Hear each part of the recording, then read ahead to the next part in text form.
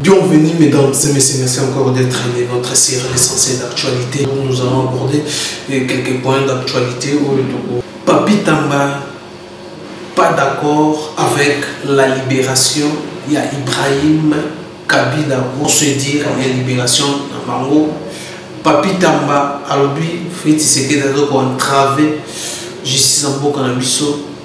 Ce n'est pas comme ça. État de droit au fait ce qu'il a qui yangote ezaka masolo to beta bokolanda vidéo wana dans la binomo bokolanda yango to beta aussi masolo à Covid-19 oyo comme trafic ba clameur public DG bandeng na Kinshasa ministère de la santé na équipe nemoko semble que attaque pour moi négocier bibembi même dans le coronavirus cité, bah contacter la famille ou va perdre ou va bungisi moyennant quelque chose, bah le but on peut les choses mais le but on tourne en compte il y a coronavirus ni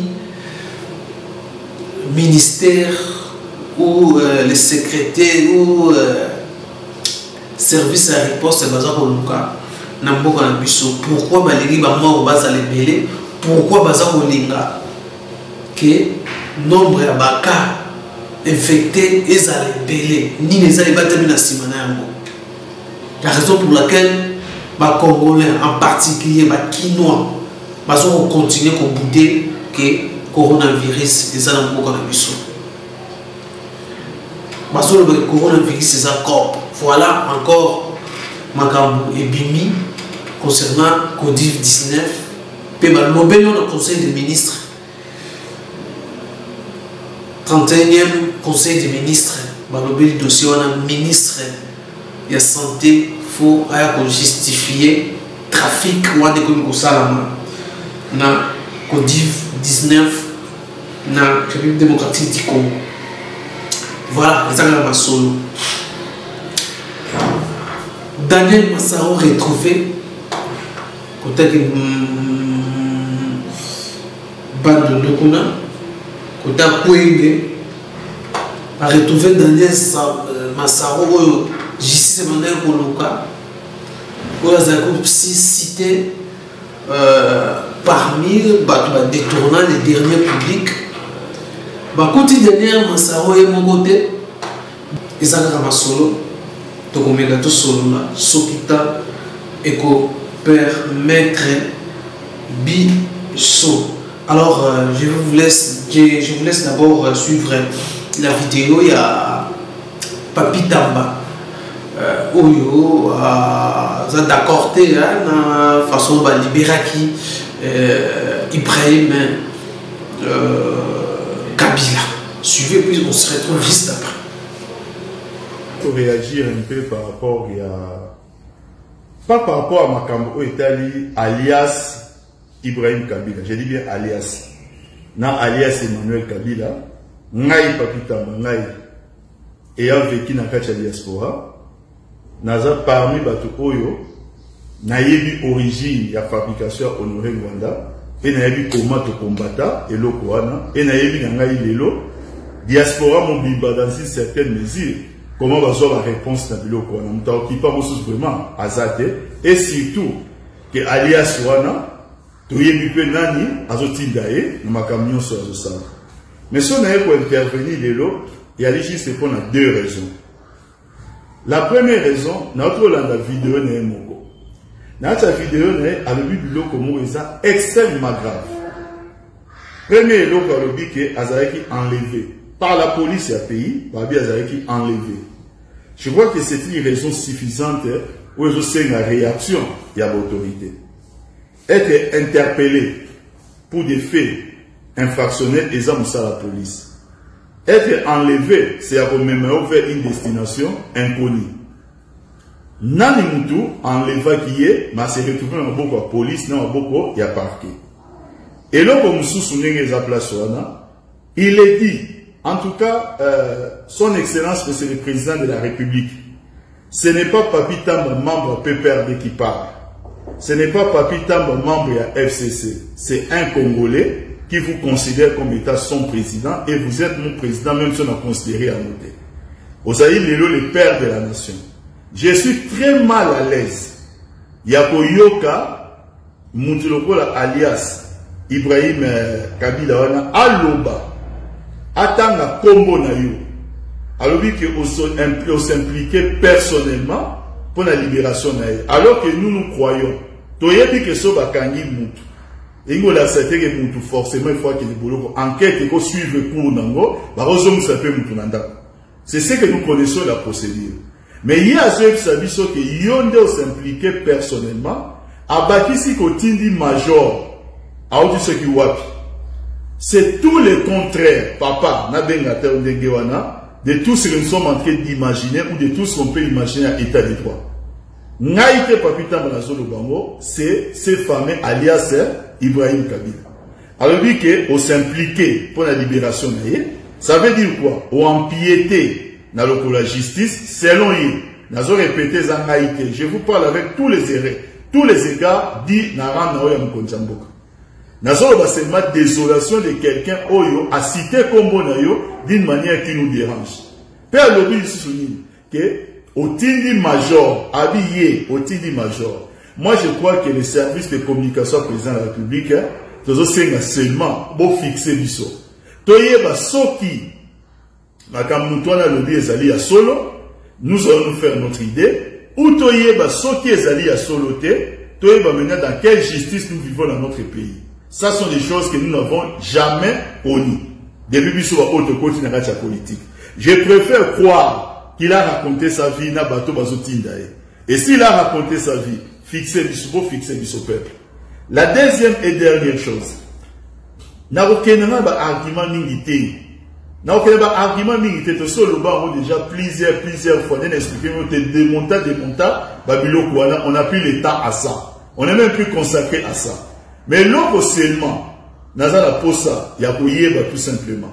C'est que le coup là, il y a une plainte, où ils allaient déposer, et que Bango va revenir dans Maloba. Balobi que Bazoluka va y avoir plutôt Bazoluka va contester le jugement à papa dans Bango. Je crois que Bateau va porter qui plainte. Pour la compte que Mukuna, Bakoki ko associé Bango. Ba même la bateau version, il y a na pièce. Le peuple, le roi des Kabila était président dans ce pays. Soyi bazana la version contraire toi na postatoye Bango. Koye Bango c'est pièce. Parce que face à un jugement rendu, pour réouvertir le dossier, et ça, il faut des éléments nouveaux. Les éléments nouveaux, c'est ma ou les réseaux sociaux. Moi, je tiens vraiment absolument à ce que tout est dans ma cambo, tina souka, une fois pour toutes.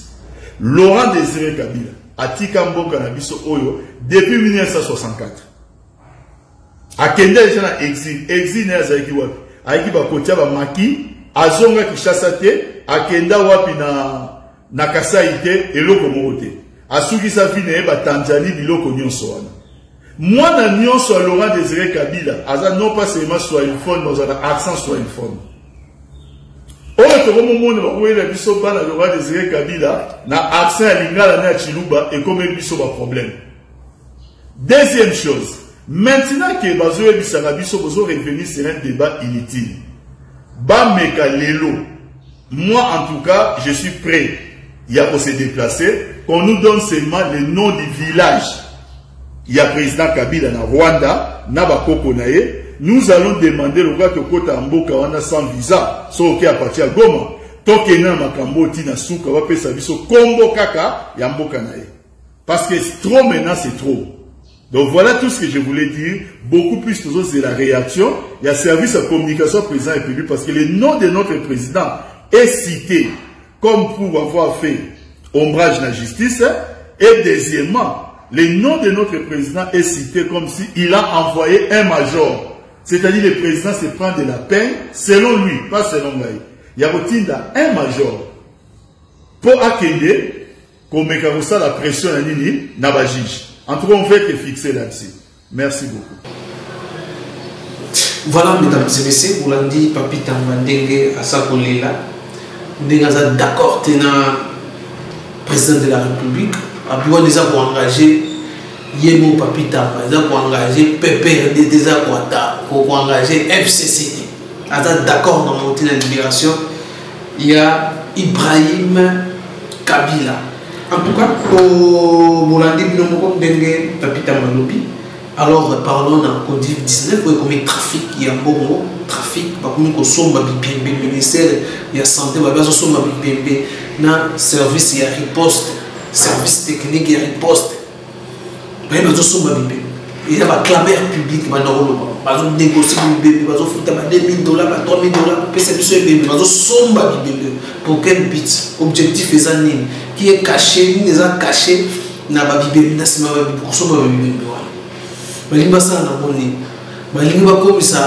Congo Nini concernant coronavirus en Afrique. Pourquoi parce qu'on somba ils ont des questions tout autour, beaucoup de questions. On ne sait pas qu'est-ce qu'il y a au juste. Pendant le conseil des ministres, fait ce qu'il dit. À ce ministre de la santé a justifié le trafic. Ils ont dit à quoi? Est-ce qu'ils ont dit que le ministre de la santé a impliqué dans le trafic? Pourquoi que taux il y a mort dans le coronavirus est élevé dans la République démocratique du Congo? Voilà la raison pour laquelle certains Quinois vont mettre toujours en doute que cette maladie, cette maladie existe par rapport à la pratique.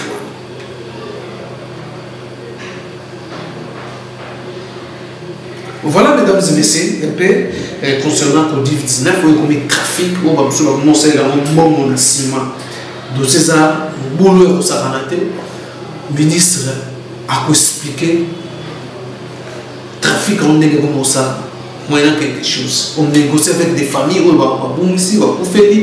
vous donne $2 000, $3 000, on vous donne la clameur publique, on est un même nous aussi, je suis en train dans la enquête dans ma tongue parce que c'est une place je vais voir comment toujours vraiment information solo même la union tu vas confirmer que dans ma solo mais il y a solo mais la réalité avec preuve à la pluie. Voilà, mesdames et messieurs, les derniers points. C'est merci Nabino, merci la fidélité Nabino, bon week-end à toutes et à tous. Donc, prochainement, Nabino, portez-vous bien, bye bye.